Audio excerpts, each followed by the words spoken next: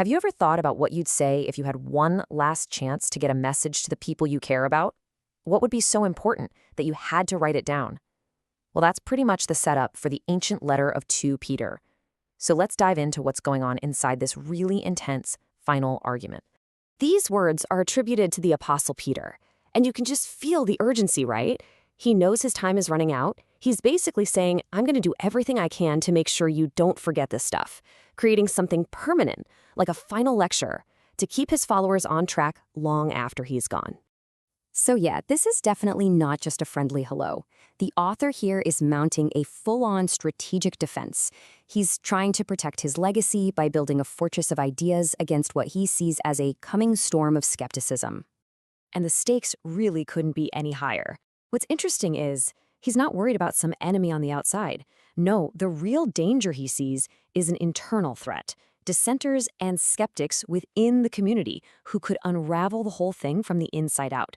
This is all about the survival of their faith. So how does he start his defense?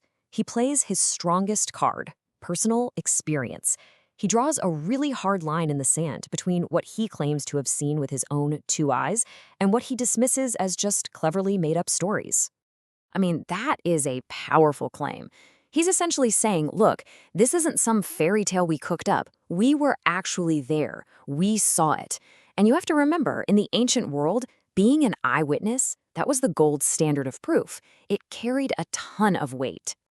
And he's not just being vague. He has one specific, incredibly dramatic event in mind that's going to serve as his ultimate proof.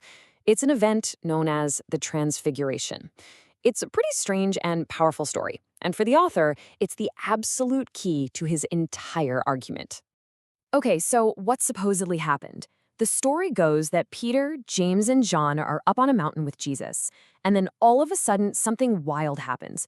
Jesus' appearance completely changes. His clothes become dazzlingly white. And then, get this, Moses and Elijah, 2 of the biggest figures in Jewish history, just appear and start talking with him. And just when you think it can't get any more intense, bam, the climax.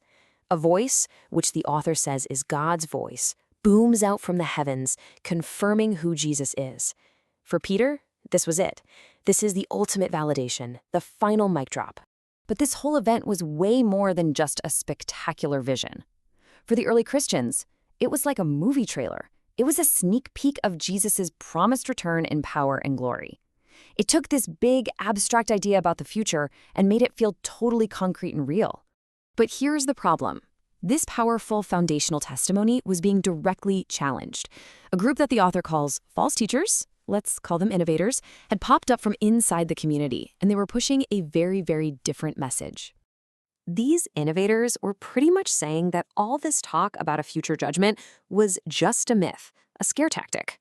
Their argument was that there are no real consequences, so people should just relax and live for their own pleasure right here and now.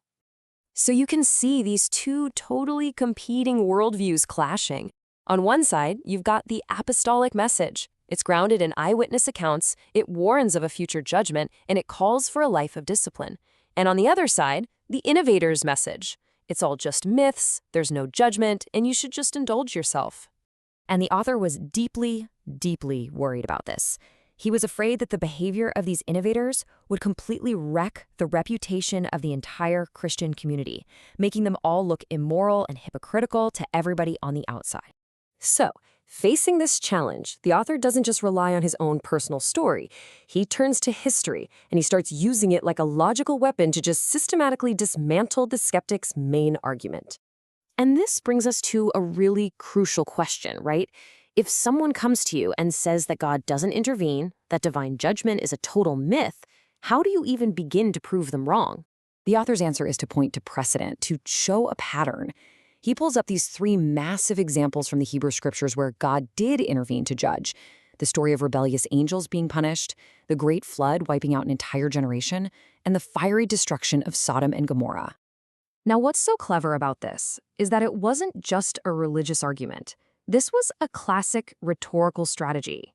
I mean, even the Greek philosopher Aristotle taught that the best way to predict the future is to look at the past. The author is using an accepted principle of logic. So the logic ends up being incredibly direct. If God has this long, established track record of judging injustice, why would anyone suddenly believe he's stopped? The past makes the promise of future judgment seem not just possible, but probable. But the author saves his most powerful, most philosophical argument for last. He takes on the innovator's central promise, the promise of freedom, and he completely exposes it as a kind of trap. See, they were offering this message of liberation, right? Of freedom from all those moral rules and from the fear of judgment. But the author pushes back with a much deeper question. What does it actually mean to be free? This was a huge debate among ancient philosophers. The author argues that true freedom isn't the license to just do whatever you feel like. In fact, he says that's actually its own form of slavery. You become a slave to your own passions and impulses. Genuine freedom, he argues, is the self-control not to be ruled by those desires. And to make sure this point is unforgettable, he uses two of the most graphic proverbs you can imagine. He argues that for someone who has known a better way to live, to willingly turn back to their old destructive habits is like a dog returning to eat its own vomit. It's truly visceral. And he doesn't stop there. He adds another image. It's like washing a pig, only for it to immediately go right back and roll around in the mud. The point is brutal, but it's clear. The choice to turn back is a willing return to filth and degradation. And this all leads to the author's final haunting question, which really summarizes the entire weight of his letter. He suggests that to have experienced something true and good, to have been cleaned up, and then to consciously choose to abandon it, well, that's a far more tragic state than to have never known it at all. It's a really deep question about the weight of knowledge and the ultimate price of the choices we all make.